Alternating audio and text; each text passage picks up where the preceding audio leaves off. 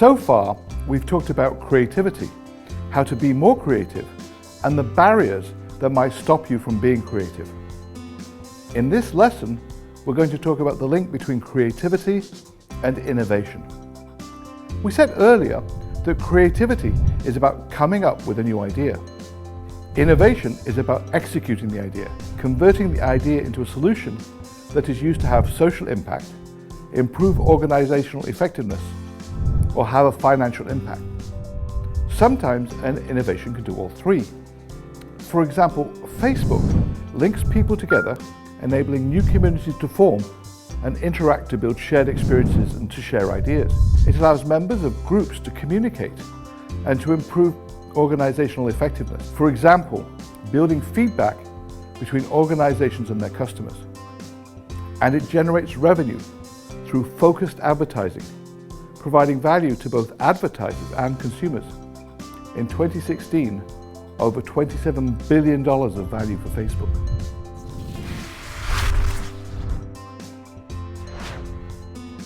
While we often relate innovation and creativity to business and creating new products and services, as this course is about innovation and creativity in general, I want to start by sharing three of the most interesting social innovations. In the last 100 years, we've seen social innovations around kindergarten, retailing and Tom's shoes, and the internet and the World Wide Web. Kindergarten was started in Scotland in 1816 by philanthropist Robert Owen, taking inspiration from Bavarian institutions which helped children where both parents were working out of the home. It was part of New Lanark Mills and designed to raise living standards and boost productivity. After 25 years, Owens exported his revolutionary idea to the United States, opening the first kindergarten there, as well as the first public library. Another social innovation is Tom's Shoes, which has become a well-known innovator in combining a business with a not-for-profit social mission. Tom's Shoes was created by Blake Makowski in 2006 with a dual business mission of selling shoes and providing free shoes to people in developing countries without them. The venture was founded after a visit to Argentina, where Makowski was motivated to take action when he learned that many children got sick or injured simply because they did not have shoes to wear. A third social innovation, and also a technical one, is the World Wide Web. It was created in 1989 by Tim Berners-Lee at CERN in Switzerland to help a small group of scientists and academics share documents and information quickly.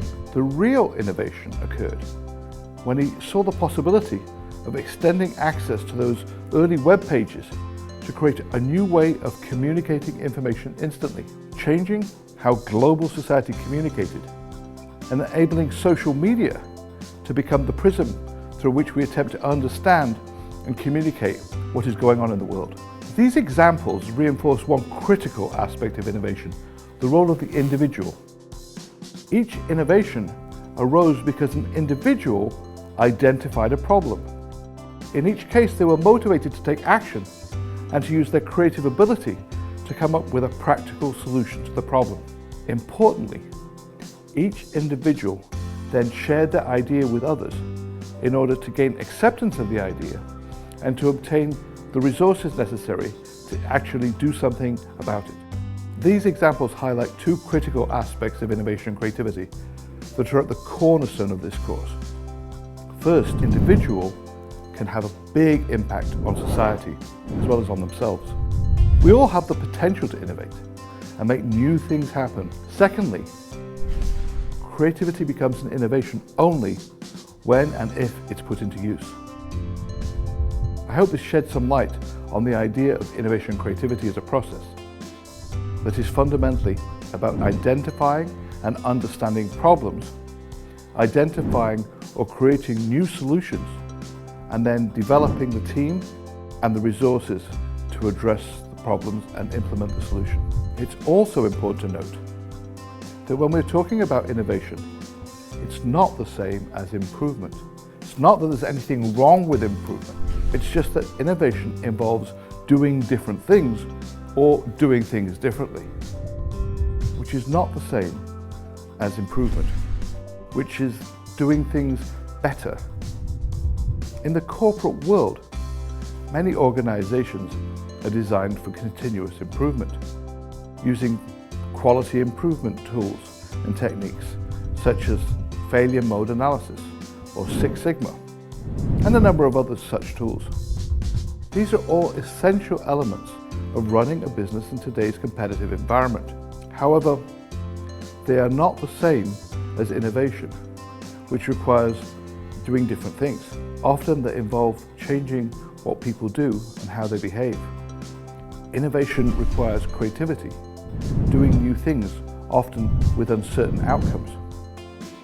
Embedding risk in a new project requires a different set of frameworks and approaches to a project that allows for the possibility of failure. In general, improvement processes and tools can actually stifle innovation. This is one of the fundamental challenges facing organizations who want to innovate. As a result, we often find that really innovative ideas come from outside existing players in the industry. Think of how Apple launched iTunes, Airbnb changed how people book accommodation, or how Uber transformed the taxi industry. In fact, each of these innovation success stories can inspire future innovations, showing how new players can take on existing players or incumbents in an established industry and take over their traditional markets. Earlier, I shared insights that explain the difference between creativity, introducing something entirely new that can lead to an innovation, and innovation, which is the adoption of that new technology by users or society.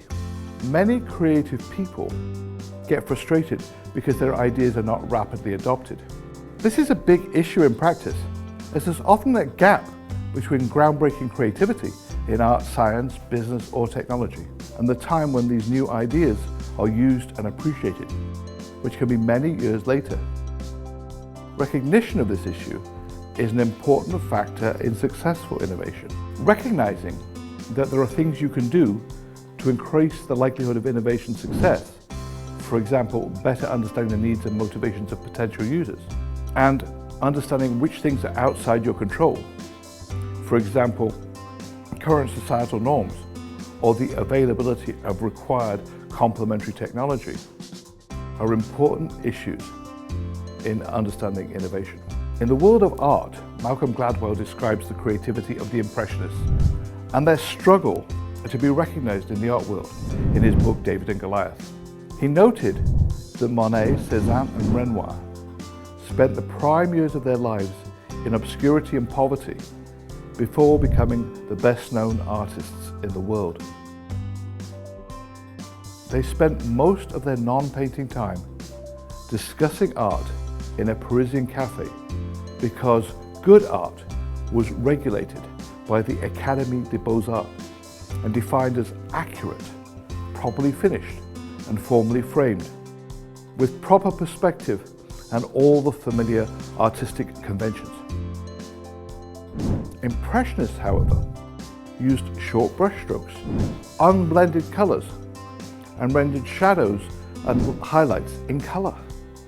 Each year, the Impressionists, who were so broke that Renoir once had to bring Monet bread so that he would not starve, entered their painting in the competition by the Academy and were rejected. Confident that their own styles had value, instead of entering the annual competition, one year they decided to hold their own exhibition in a few small rooms on the top floor of an office building nearby. It was nearly an instant hit.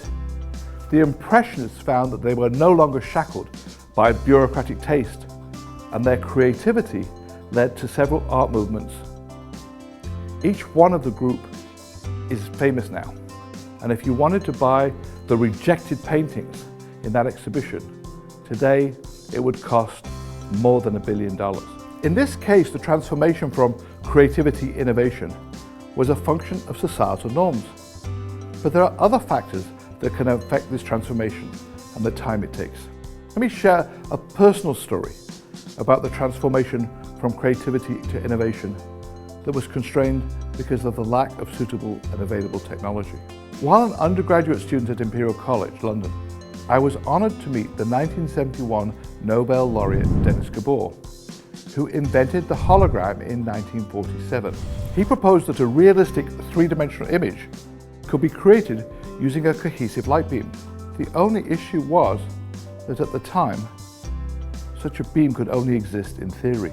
It wasn't until 1960 that Mehrman built such a cohesive light beam, or laser, at Hughes Research, leading to the first hologram being produced in 1964, 17 years after the idea of a hologram was conceived. So one of the challenges of being creative is understanding the adoption process, and that creativity is the interplay between ability and process by which an individual or group produces an outcome or product that is both novel and useful, as defined within some social context. In many cases, creative ideas are not always immediately useful. Sometimes their usefulness takes time to develop. In other cases, they need to be adapted or enhanced before they become useful. An example of a creative product that has subsequently become useful, and one that I've been personally involved with, is the Manning Award-winning iWalk. It's a hands-free crutch that was originally made out of wood by Lance Matthews when he fractured his ankle in multiple places and couldn't work on his farm. After several generations of product and much user feedback and encouragement, it has now become a global success story. For something to be truly innovative, it must be both novel and useful. In other words, it must offer a value to users or to society. Being creative is not enough, but what you create must have sufficient value to persuade people to adopt and use it. We'll talk more about how to generate value, or at least perceived value, in a future session, as well as how creative people can reduce the barriers to adoption for their innovation. So we've talked about creativity and the link to innovation. In the next lesson, we'll go into more detail about innovation, why it matters, and the different types of innovation.